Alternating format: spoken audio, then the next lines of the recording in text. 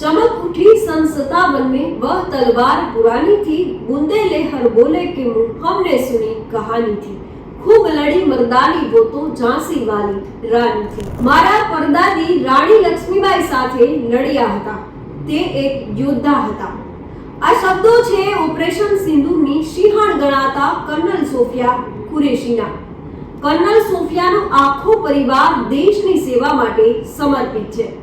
તેમના પિતા અને દાદા પણ સેનામાં હતા, એટલે દેશની સેવા જાણે તેને ગળથૂથીમાં જ મળી।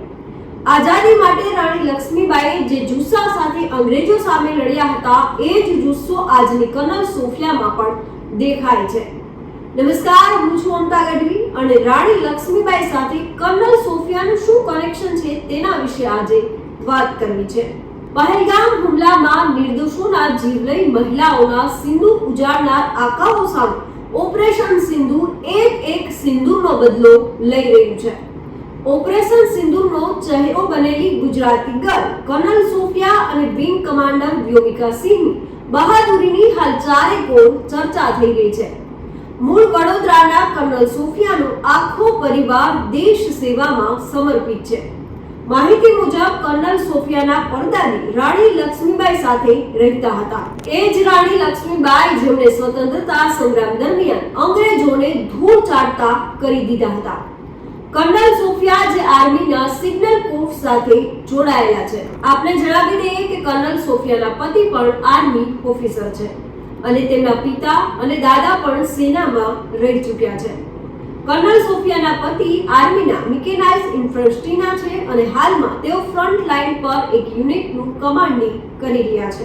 એટલે કહી શકાય કે કર્નલ કુરેશીના પરિવારની ઘણી પેઢીઓથી દેશની સેવા કરવાની પરંપરા છે। એક રિપોર્ટ મુજબ કર્નલ સોફિયાના માતા ઈચ્છતા હતા કે સોફિયા સેનામાં જોડાય। કર્નલ સોફિયા કુરેશીએ ભારતીય સેનામાં જોડાઈને તેમની માતાની ઈચ્છા પૂરી કરી છે। સોફિયાના બહેન સેનાએ એક ઇન્ટરવ્યુમાં જણાવ્યું હતું કે સોફિયા જ્યારે નાની હતી ત્યારે કહેતી હતી કે હું સેનામાં જોડાઈશ, એટલે તેમના પરિવારનો ઇતિહાસ ભારતીય સેનાની કહાની જેવો છે એવું કહેવામાં જરા પણ અતિશયોક્તિ નથી। સેનાએ વધુમાં જણાવ્યું હતું કે તેના પિતા 1971ના બાંગ્લાદેશ યુદ્ધમાં લડ્યા હતા। તેમના પિતા પણ સેનામાં હતા। તેમના કાકા બીએસએફમાં હતા। તેમના દાદા પણ સેનામાં સામેલ હતા। અમારા દાદી અમને ઝાંસીની રાણી સાથે જે 1857ના બળવાની લડાઈ લડ્યા હતા એની કહાનીઓ કહેતા હતા। સોફિયા પણ ઝાંસીની રાણીની જેમ બ્રીફિંગમાં બોલવાનું ચાલુ રાખ્યું, તે એમની પ્રેરણા રહી છે। આ સાથે 2017માં કર્નલ સોફિયા કુરેશીનો એક ઇન્ટરવ્યુનો વિડિયો પણ સામે આવ્યો છે, જેમાં તેમણે કહ્યું હતું કે તેમના પરદાદી 1857ના વિદ્રોહમાં રાણી લક્ષ્મીબાઈ સાથે લડ્યા હતા। તે એક સૈનિકની પુત્રી છે, તેથી તે લશ્કરી વાતાવરણમાં જ મોટા થયા હતા। મારા પરદાદી રાણી લક્ષ્મીબાઈ સાથે હતા, તે એક યોદ્ધા હતા। તેમના દાદા પણ સેનામાં હતા। તેઓ કહેતા હતા કે દરેક નાગરિકની જવાબદારી છે કે તે જાગૃત રહે અને પોતાના દેશ માટે હંમેશા ઊભા રહે। આપને જણાવી દઈએ કે કર્નલ સોફિયા કુરેશીનો જન્મ 1974માં ગુજરાતના વડોદરામાં એક સૈન્ય પરિવારમાં થયો હતો। તેમણે 1997માં મહારાજા સયાજીરાવ યુનિવર્સિટીમાંથી બાયોકેમિસ્ટ્રીમાં માસ્ટર ડિગ્રી મેળવી હતી। તેઓ હાલમાં ભારતીય સેનાના મિકેનાઇઝ ઇન્ફન્ટ્રીમાં છે। 2016માં તે એશિયન પ્લસ બહુરાષ્ટ્રીય લશ્કરી કવાયત ફોર્સ 18માં ભારતીય ટુકડીનું નેતૃત્વ કરનારા પ્રથમ ભારતીય મહિલા અધિકારી હતા। તેમની સાથે તેમના પતિ પણ હતા। હાલમાં તે ભારતીય સેનાના કોર્પ્સ ઓફ સિગ્નલ સાથે જોડાયેલા અધિકારી છે। સોફિયા કુરેશી 2006માં સંયુક્ત રાષ્ટ્ર કોંગો શાંતિ મિશનનો ભાગ હતા અને છેલ્લા 6 વર્ષથી પીસ કીપિંગ ઓપરેશન સાથે તેઓ સતત સંકળાયેલા છે। તમને જાણીને કદાચ નવાઈ લાગશે, પણ સોફિયા કુરેશી 1999માં માત્ર 17 વર્ષની ઉંમરે શોર્ટ સર્વિસ કમિશન હેઠળ ભારતીય સેનામાં જોડાયા હતા। તેમણે 1999માં ચેન્નઈમાં ઓફિસર્સ ટ્રેનિંગ એકેડમીમાંથી તાલીમ મેળવી હતી। ત્યારબાદ સોફિયાને સેનામાં લેફ્ટનન્ટ તરીકે પ્રમોશન મળ્યું।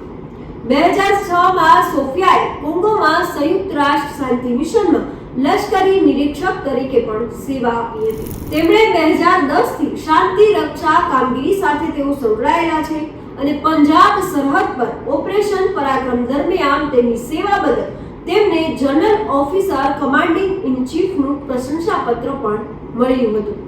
આ ઉપરાંત ઉત્તર પૂર્વ ભારતમાં પૂર રાહત કામગીરી દરમિયાન તેમના ઉત્કૃષ્ટ કાર્ય બદલ તેમને સિગ્નલ ઓફિસર ઇન ચીફનું પ્રશંસાપત્ર પણ મળ્યું હતું. એશિયન દેશોના સંમેલનમાં હાજરી આપનાર સોફિયા અંગે દિવંગત બિપિન રાવતે કહ્યું હતું કે સેનામાં અમે સમાન તક અને સમાન જવાબદારીમાં માનીએ છીએ. અહીં પુરુષ અને મહિલા અધિકારીઓ વચ્ચે કોઈ ભેદ નથી. સોફિયા કુરેશીને ફક્ત એટલા માટે પસંદ કરવામાં આવ્યા ન હતા કે તે એક મહિલા છે, પરંતુ એટલા માટે કે તેની પાસે નેતૃત્વના ગુણો છે અને તે જવાબદારીઓ પૂર્ણ કરવા માટે સંપૂર્ણ રીતે સક્ષમ છે. ઓપરેશન સિંદૂરનો ચહેરો બનેલી કર્નલ સોફિયા કુરેશી અને વિંગ કમાન્ડર વ્યોમિકા સિંહ અનેક સ્ત્રીઓ માટે પ્રેરણારૂપ છે. તો અત્યારે બસ આટલું જ. ઓપરેશન સિંદૂર અંગે દરેક અપડેટ આપના સુધી પહોંચાડતા રહેશું અને મળતા રહેશું વાત ગુજરાતી પર.